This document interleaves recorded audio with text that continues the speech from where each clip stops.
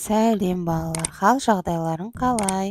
Бүгін бізде сабақта әліппе, 1-ші сынып, 20-ші сабақ. Тақырыбымыз У дыбысы мен әрпі.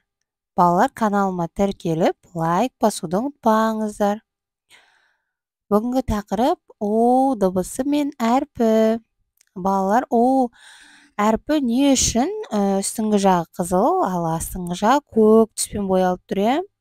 Бұл деген мағынасы У әрпі кейде дауысты, кейде дауыссыз дыбыс болып саналады, әріп болып саналады.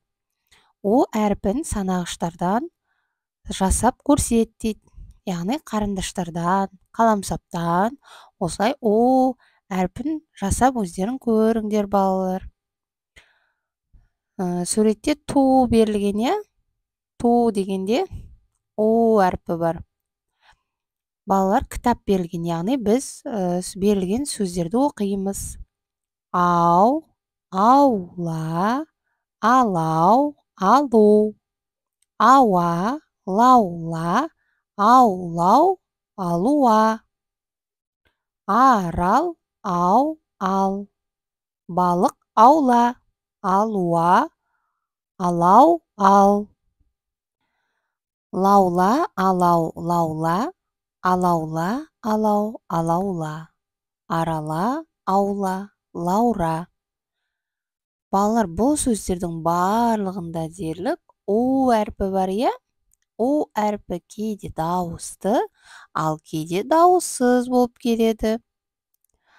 Яғни балалар бұнда сөздерді буынға бөліп қойған. Осылайша біз буынға бөлу арқылы сөздердің ішінде У әрпі дауысты болып кеп тұр ма, немесе дауыссыз болып кеп тұр ма, осыны ажырата аламыз. Енді балалар, сурет берілген. 1-ші суретте таудың суреті, тау. 2-ші суретте уық. 3-ші суретте тауық. Және де жоғарғы жағында 3 нүкте берілген. Яғни 1-ші көк нүкте, 2-ші қызыл нүкте, 3-ші көк нүкте берілген. Яғни бұл жерге қандай сөзді қоямыз десек, балалар, бұл жерге тау деген сөзді қоямыз, Т дауыссыз дыбыс көк нүктемен беріледі.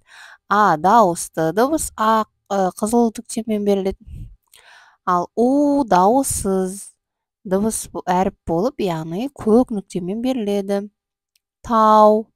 Бұл жерде У әріпі ең соңғы әріп болып тұр, сөздің соңында кеп тұр. Ал уық деген жерде сөздің басында кеп тұр, 1-ші әріп болып.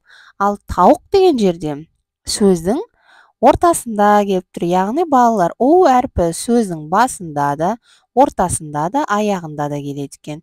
Балалар, сонымен бүгінгі сабақ аяқталды. Каналыма тіркеліп, лайк басуды ұмытпаңыздар. Сау болыңыздар балалар.